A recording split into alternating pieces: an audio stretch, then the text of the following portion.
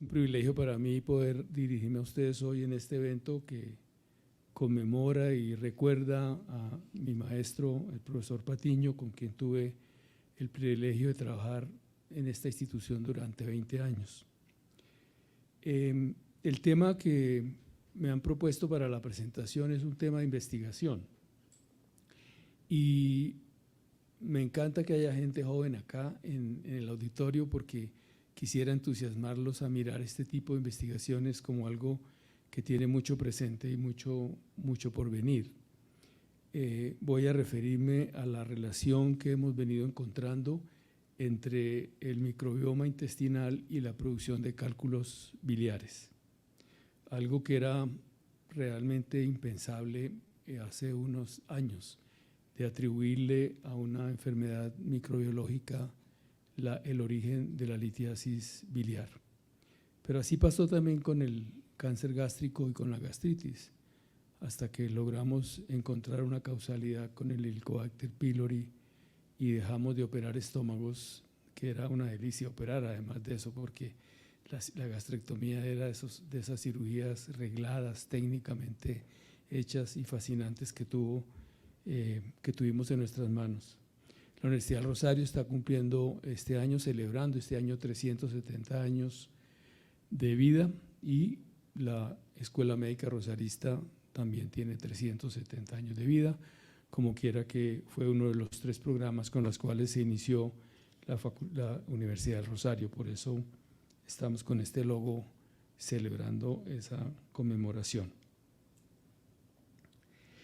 El microbioma intestinal ha existido siempre, pero ha cogido un auge inusitado en los últimos años, habida cuenta de encontrar ahí un valor inmenso de explicación de cómo ese conglomerado de bacterias que tenemos con nosotros en diferentes partes del cuerpo, pero específicamente en este momento para hablar de colelitiasis en el tracto gastrointestinal, contribuyen, y eso lo sabemos desde hace muchos años, contribuye a los procesos orgánicos de digestión y de elaboración de vida en una simbiosis que es muy apreciada.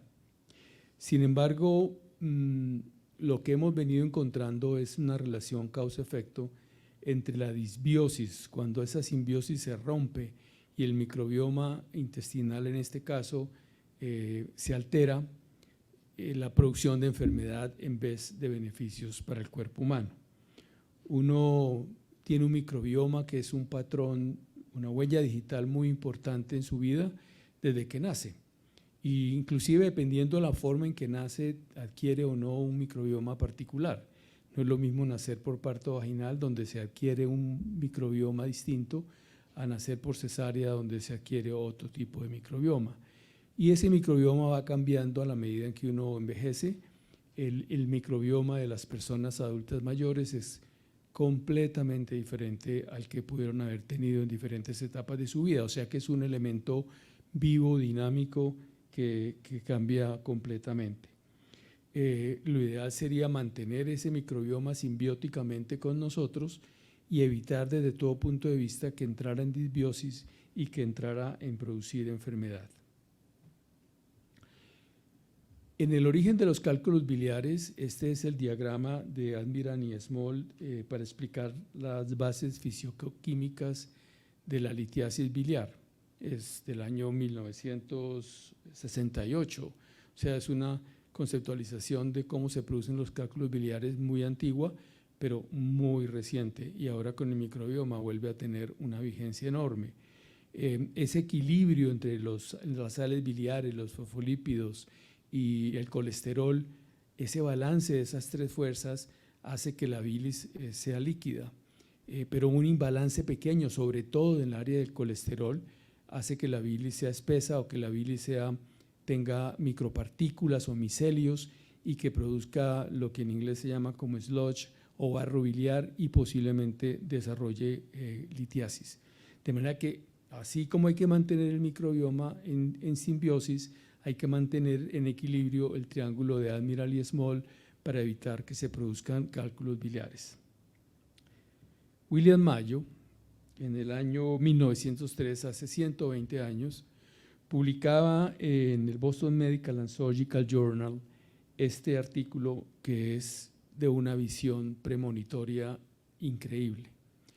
William Mayo en este artículo llamaba la atención sobre que bajo condiciones normales la bilis ha sido considerada siempre estéril, pero se ha demostrado que si uno coleccionara una suficiente cantidad de bilis, podría demostrar que esa bilis considerada estéril tiene bacterias.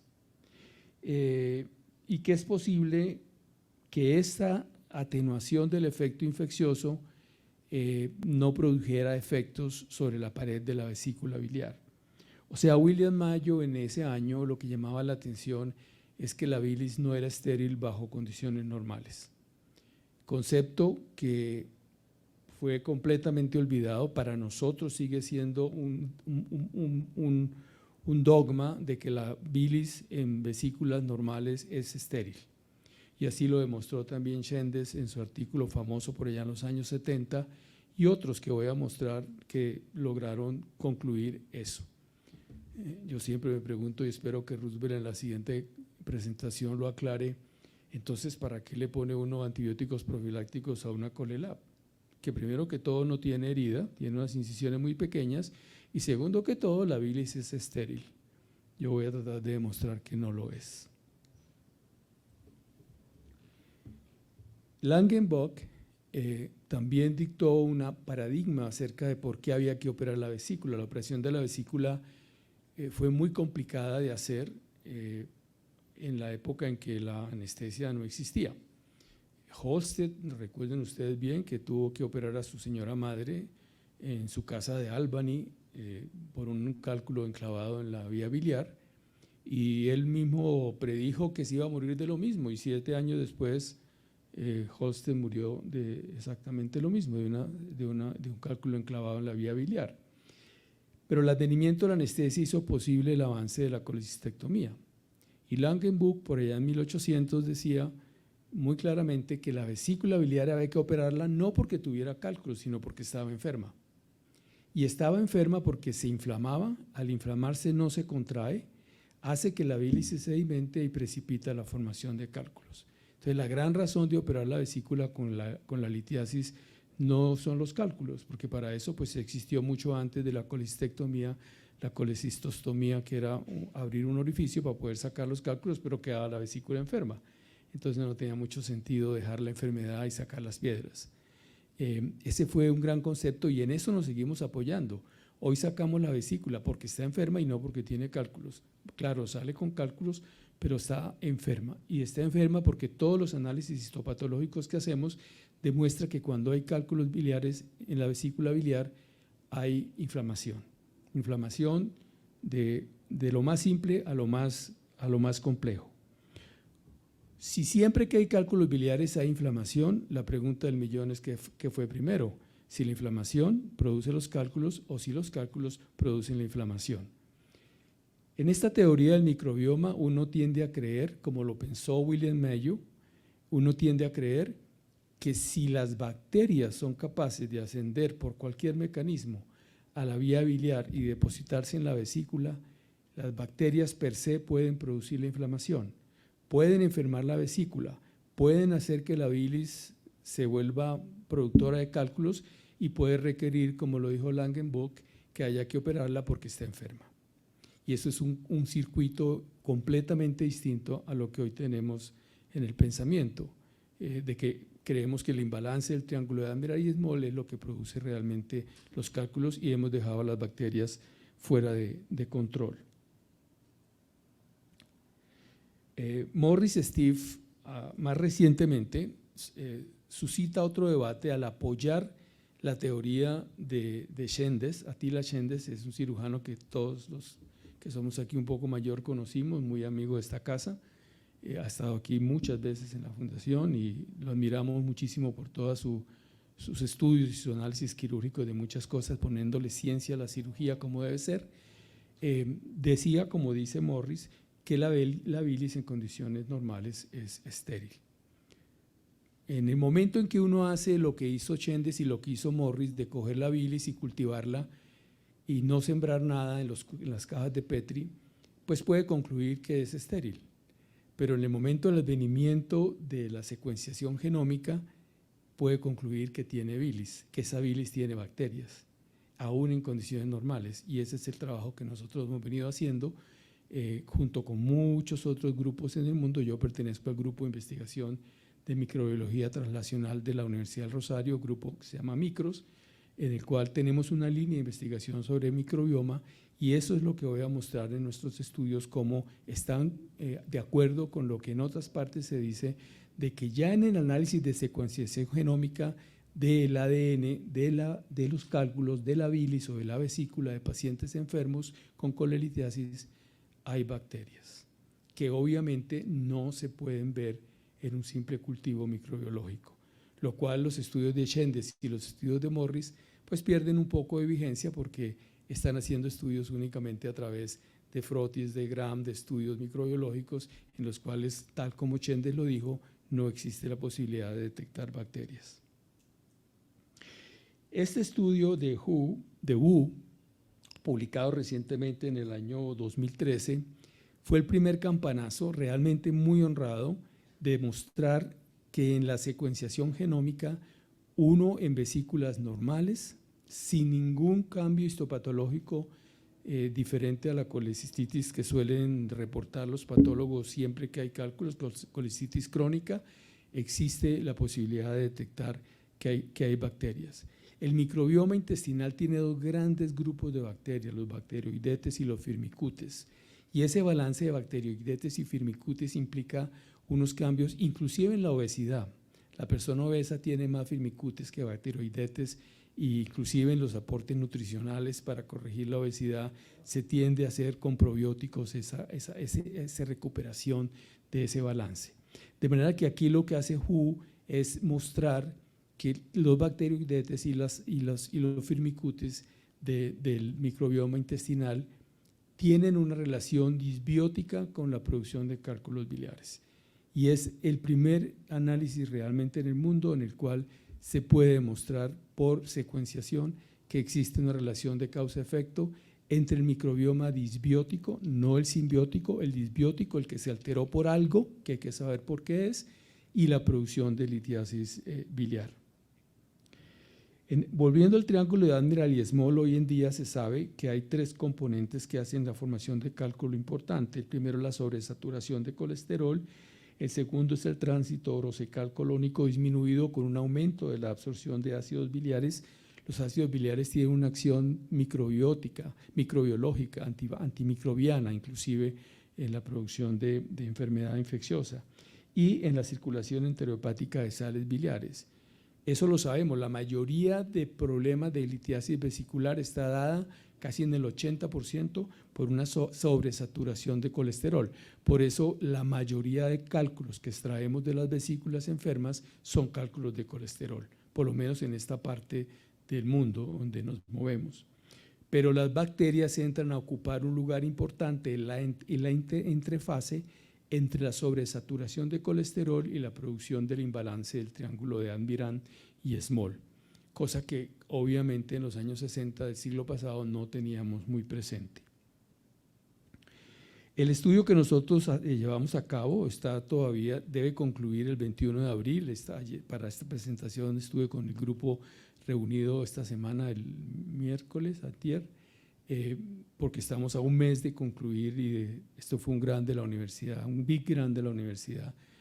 Yo trabajo con Oliver Clay, que es un PhD nuestro en bioinformática, porque toda esta secuenciación tiene que ser analizada con inteligencia artificial utilizando bioinformática, y Oliver es uno de los grandes bioinformáticos que hay en esta región, y con Simon Dingdak, que es el postdoctor que trabaja con nosotros. Simon es australiano y vive acá hace ya unos 3 años. Discúlpeme que algunos slides van en inglés, pero no he aprendido español a pesar de estar aquí 3 años. Entonces están construidos de esa manera.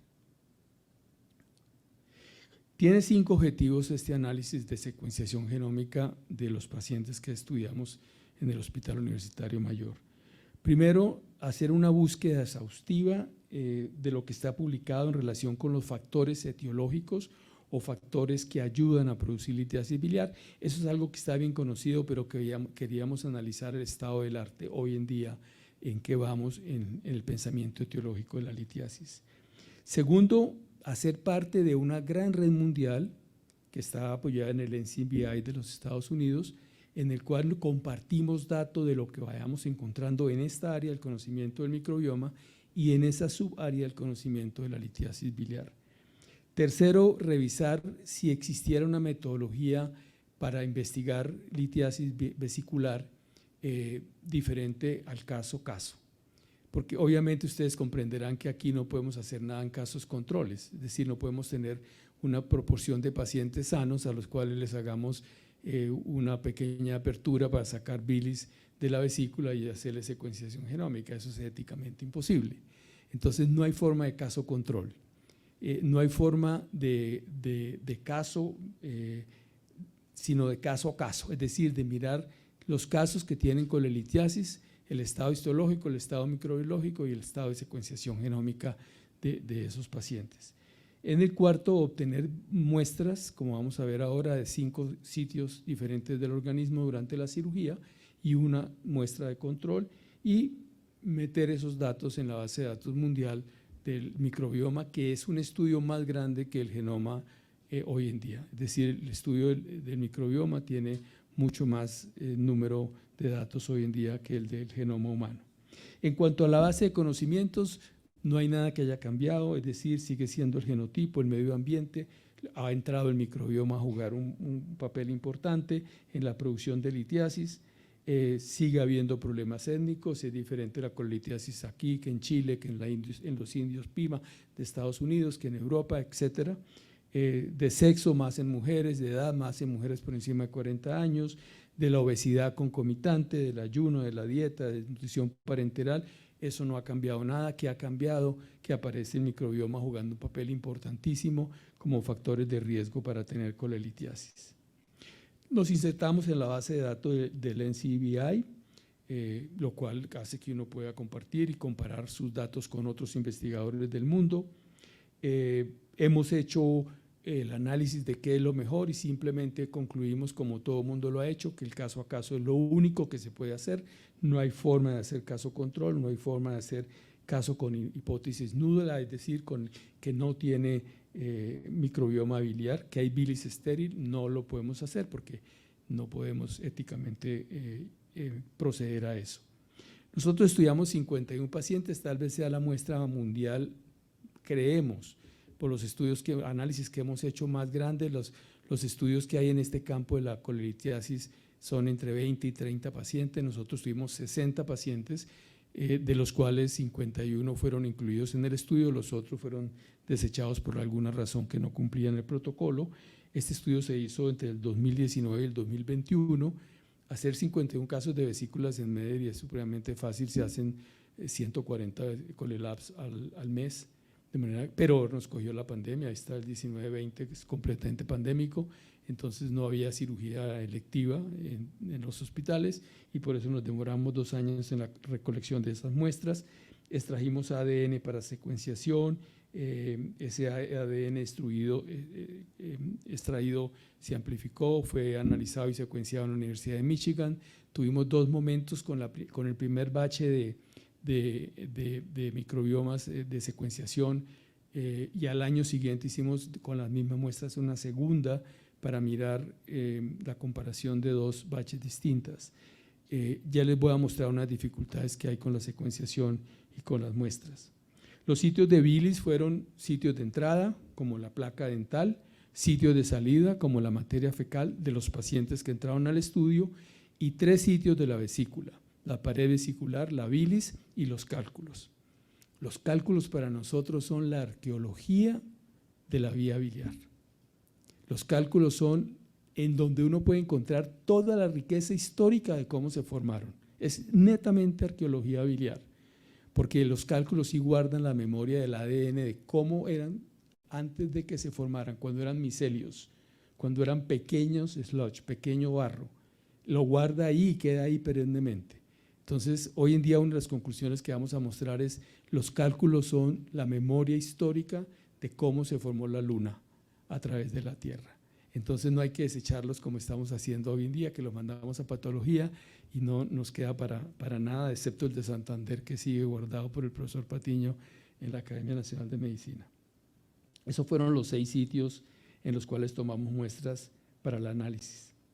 La secuenciación bacteriana, como les decía, se hizo en Michigan. Aquí es complicado hacer secuenciación y es mucho más barato, vale, pero es mucho más barato enviar las muestras y hacerlas en el exterior. Todos los análisis que nosotros hacemos en los grupos de investigación de la universidad, la parte de secuenciación de ADN se hace por fuera. Esta es la gráfica, digamos, conclusiva. Todos los pacientes que fueron incluidos porque cumplían con los parámetros de inclusión, no tenían antibióticos en los últimos 6 meses, no tenían infección aguda, no tenían parámetros de PCR, es decir, eran pacientes con colelitiasis, algunos asintomática inclusive, tuvieron secuenciación positiva para el microbioma intestinal. Es decir, estos puntos rojos están los 51 pacientes representados ahí. Pero ¿qué debo decir? Si ustedes ven la línea izquierda del diapositivo, en donde está la mayoría de pacientes en forma lineal, son pacientes que tuvieron secuenciación de bilis positiva, pero cultivo de bilis negativo. Es decir, lo que Shendes hizo, que fue cultivo de bilis negativo, sigue siendo en muchos casos cultivo de bilis negativo. O sea que si uno sigue pensando que la bilis es estéril porque el cultivo es negativo, está en un gran error. Porque cuando uno secuencia esa bilis, encuentra la mayoría de pacientes en esa línea. ¿Qué es lo que hemos visto? Que por encima de 500, en la escala izquierda, por encima de 500 puede haber contaminación. No es la contaminación vulgar de los análisis microbiológicos, que uno hace mal la caja de Petri, el agar, y entonces se contamina, en fin. No, eso es contaminación de la secuenciación. Porque hoy en día los kits que se utilizan para secuenciación siguen siendo kits comerciales, que se usan en laboratorios de secuenciación para muchas cosas. O sea, los kits siguen teniendo algo que se llama el kitoma, que son posibilidades de que tenga contaminaciones, pero son contaminaciones completamente detectables. Esos pacientes que están por encima de 1000 son ciertamente contaminados y son contaminados con Pseudomonas, que no es una bacteria que uno pudiera encontrar en condiciones normales en la vía biliar. O sea, hay un punto ahí todavía que mejorar, que es la calidad de los kits que se usan para hacer la secuenciación. El resto de pacientes son realmente limpios. Los que están al lado derecho, son 11 que están nominados como paciente 52, paciente 1, etcétera, fueron pacientes que tenían unos gérmenes que nos llamaron la atención y nos hicieron volver a analizar la patología, los cultivos, el estado clínico del paciente para estar seguros de que no tenían nada más diferente a su colelitiasis y por eso permanecieron ahí. Entonces, aquí en esta gráfica podemos decir que los cultivos de bilis nos sirven para decir que es estéril o no es estéril, que la secuenciación nos da una mejor aproximación, pero hay que tener en cuenta que hay un grupo de kits de secuenciación que pueden producir falsos positivos. ¿Qué más encontramos? Encontramos que el testigo más importante para saber si una litiasis, si hay disbiosis del tracto gastrointestinal, lo da este grupo de bacterias que se llaman desulfovibirionáceas, de la familia disulfovibirionáceas.